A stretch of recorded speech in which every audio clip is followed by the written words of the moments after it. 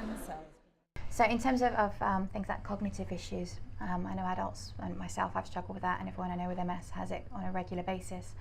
How does that impact on children? Do they suffer it? Yeah.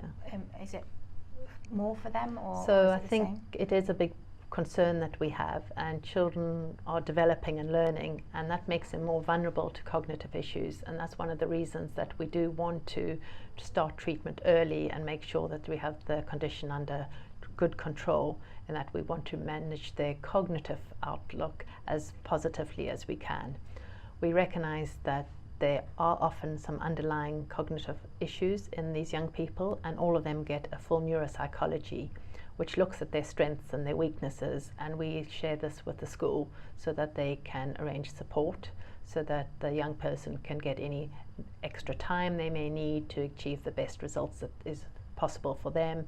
If it helps them to have some sort of word processor during the exams. Many of them are doing GCSEs, and they do need a little bit of extra support. Many of them are offered breaks if they find fatigue is a significant issue.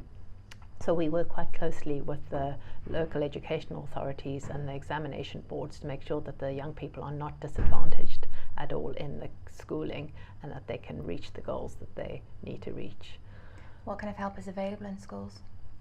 So very much depends on their level of need, but most schools are extremely helpful when they have a detailed neuropsychology report which itemizes the recommendations, and they try and put those in place. They do have to apply to the examination boards for extra time, but the majority of the young people do get either extra time or 15-minute breaks every hour, which does enable them just to sort of recharge the batteries, have a little bit of break, maybe have a snack in a 3-hour exam, to help them make sure that it's not the multiple sclerosis that's actually causing them to get worse results.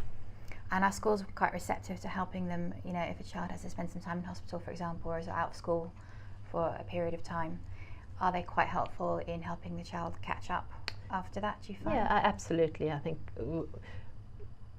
the multiple sclerosis is often diagnosed at a really important academic time for these young people. They're coming up to their GCSEs and their A-levels, and unfortunately often they do need to come in relatively regularly for bloods, especially if they're on the more intensive medications which need more regular surveillance. My experience is that the schools have been extremely helpful and extremely supportive in allowing the young people out, giving them adaptations.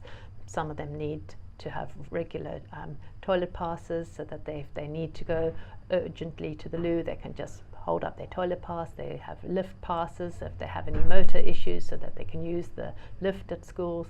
And a number of schools have a whole range of adaptations that are available for these people.